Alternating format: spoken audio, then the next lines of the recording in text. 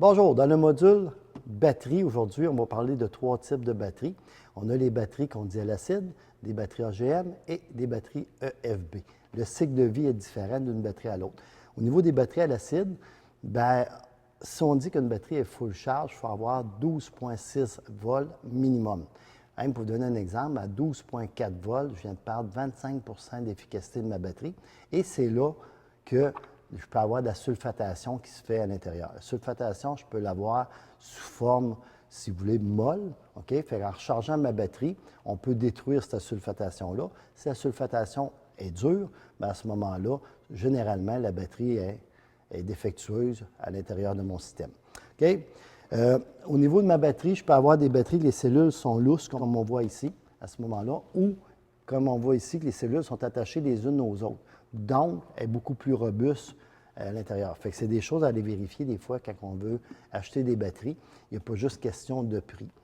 Okay, au niveau de l'entretien, pour les batteries à l'acide, quand on peut avoir un couvert, on peut vérifier. Il faut que l'eau soit par-dessus les cellules. Si on manque d'eau, on peut mettre de l'eau distillée pour, à ce moment-là, pour pouvoir la recharger notre batterie, pour pouvoir la vérifier. C'est comme ça qu'on est capable d'aller vérifier chaque batterie au niveau de notre système. Tantôt, j'ai dit ici, j'ai une batterie qui est à l'acide. Donc, on va vérifier avec mon multimètre. Je me mets en voltage DC pour pouvoir vérifier le voltage de la batterie. Et je dois avoir à ce moment-là 12,6 et plus. Fait que si vous regardez, j'ai 12,66 au niveau de ma batterie. Donc, ma batterie est full charge. J'ai une autre batterie ici que je vais vérifier, même affaire, pour voir le voltage. Et maintenant, voyez-vous que ma batterie a 8,31 volts. Donc, elle est défectueuse, fort probable qu'elle est sulfatée à l'intérieur. Je pourrais essayer de la recharger pendant 24 à 48 heures à bas ampérage. Puis je peux peut-être pouvoir détruire la sulfatation à l'intérieur. Mais si j'ai une augmentation de 4 degrés Celsius dans une cellule lors de la charge, ma batterie, à ce moment-là, est défectueuse. Donc, je vais vous montrer comment vérifier une batterie à l'acide avec une pile au carbone.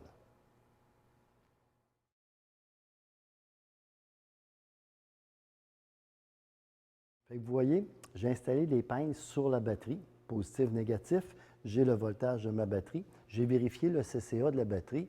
On se trouve à être à 650 CCA. Donc, je prends la moitié du CCA, qui est 325, pendant 15 secondes. Je vais appuyer sur le bouton ici.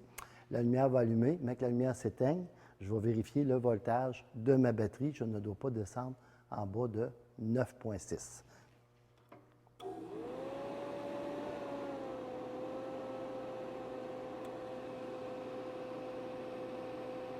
Fait qu'on vérifie le voltage qu'il y a ici.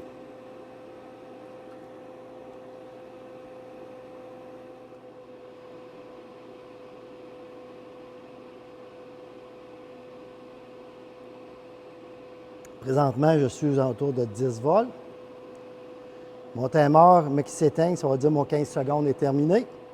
Et je suis à 10,25 volts DC.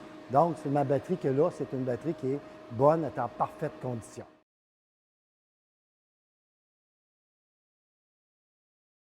Nous voici en atelier. OK, on est chanceux. On a un véhicule qui nous a été prêté par Transpro BSL pour pouvoir faire les exercices à ce moment-là. OK? Au niveau des batteries, comme on a parlé un petit peu plus tôt, tantôt, la première des choses, c'est faire attention côté sécurité. Tu sais, il y a de l'acide, ça peut éclabousser, ça peut surchauffer aussi. Si on voit que ça surchauffe ou que ça sent les œufs pourris, c'est un indice comme de quoi qu'on peut avoir une problématique, une batterie qui est court-circuitée, qui c'est vraiment dangereux. Fait que c'est la première des choses. Après ça, vous voyez ici pour la démonstration, on a enlevé le couvert à batterie pour pouvoir vérifier la solidité, le rack à batterie, pour aussi voir si c'est propre sur le dessus.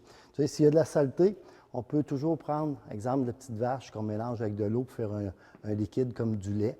On laisse travailler ça pendant une couple de minutes. Après ça, on rince à l'eau, puis ça enlève à ce moment-là les parasites, les chutes de voltage qu'il pourrait y avoir entre le pôle positif et négatif de mes batteries. Après ça, il nous reste à vérifier le voltage. Vous vous souvenez, un petit peu plus tôt, on a parlé que la batterie, pour être full charge, il faut qu'elle soit au moins à 12,6 volts. Donc, je prends mon multimètre. Sur le positif et le négatif, je vais vérifier mon voltage. Voyez-vous, j'ai 12,65-66.